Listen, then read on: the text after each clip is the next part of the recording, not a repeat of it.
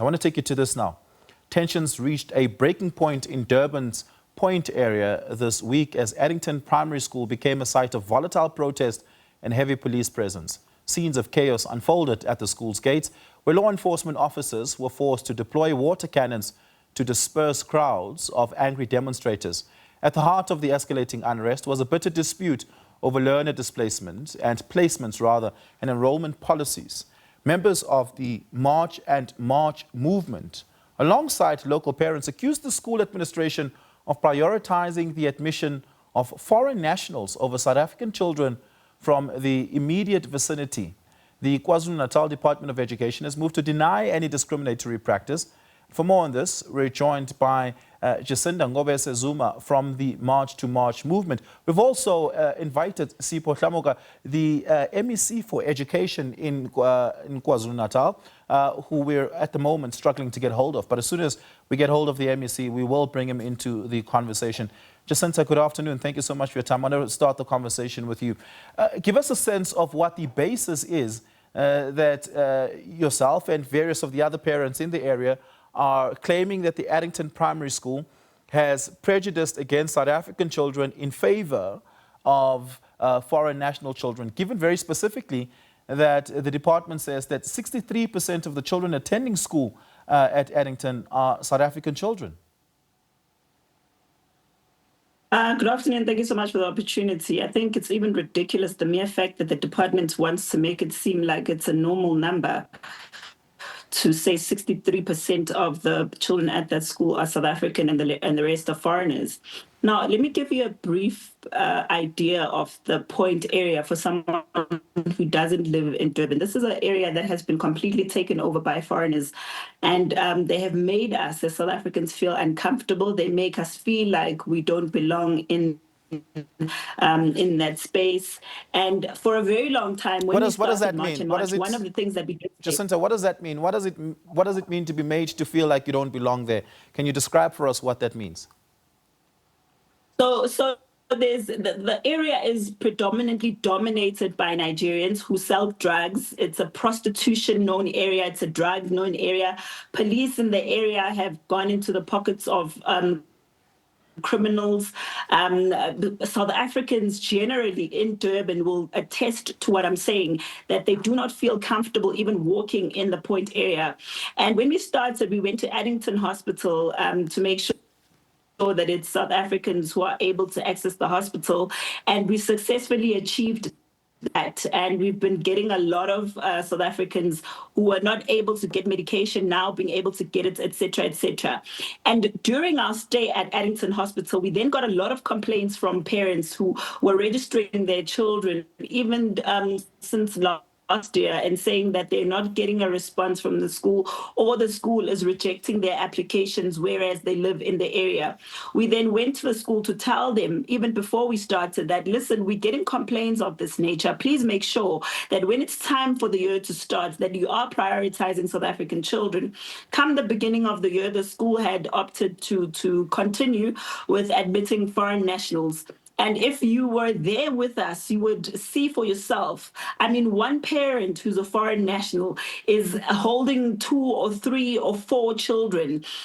Very few, I think maybe 1 or 2 of them had 1 child or 2 children. Majority of those parents have 2 or 3 or 4 children, which is another reason that to us, it's become evidently clear that we are now being forced out of that area. We're being forced out of the hospital in that area, forced out of the schools in that area, and that is not going to happen. As March and March, we said there are not going to be any no-go areas that we have in our country. There are going to be no-go areas in our hospitals, in our schools, that we are told by foreign nationals belongs to them, because we can see this is something that's systematic, that's going on, where they're deliberately closing off certain areas to South Africans and making them their own. So that's why we're there at Addington Hospital, because we did warn them even before we went there.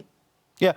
Give us a sense. And of course, you would have been engaging with some of the parents, particularly the foreign national parents. Are these documented foreign nationals or undocumented foreign nationals? Because that question matters to the point of entitlement.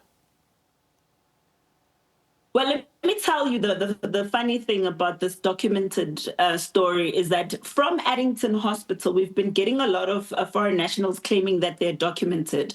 And upon receiving their documents, you see a lot of them are photocopied refugee status papers. Some of them are faking IDs. I mean, they're still printing green book IDs that don't belong to them, that have names of other people, or they have wrong dates of birth. It's a mess. But we do report a lot of these with the Home Affairs Department, who can confirm that we've actually helped them to uncover a lot of fraud and corruption that's happening in and around that area. So with the school, it's exactly the same thing. A lot of those parents claim to be parents of refugees, and the department is saying that only 5 children are undocumented, and they are going to help them to be documented, which is also quite interesting to find out how the Department of Education is going to be helping undocumented children become documented. Because when we asked them about documented and undocumented children, they told us they are not Home Affairs. So now, are they Home Affairs Department when they have to document children?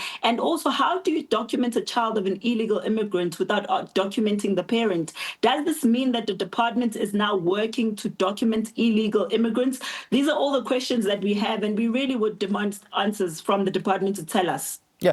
So I asked that question to make this point, that in the instance of an asylum seeker or a refugee, or very specifically a documented foreign national, they and their children have the same sort of entitlement to the right to education as a South African child does. And the school placement system treats them as though that is an equal understanding. And so, of course, whatever the admissions policy is, has to take that into consideration.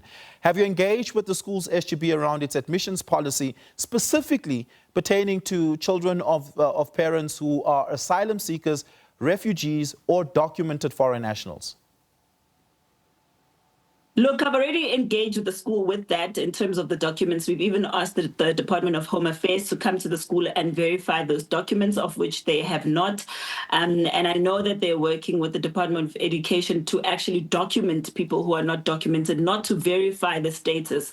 But also, going back to your point on refugees and asylum seekers, this is another point that we've raised strongly to the Department of Home Affairs, that you cannot tell us that you're going to be giving a space to a refugee or an asylum seeker over a South African child that's sitting at home and has no other option.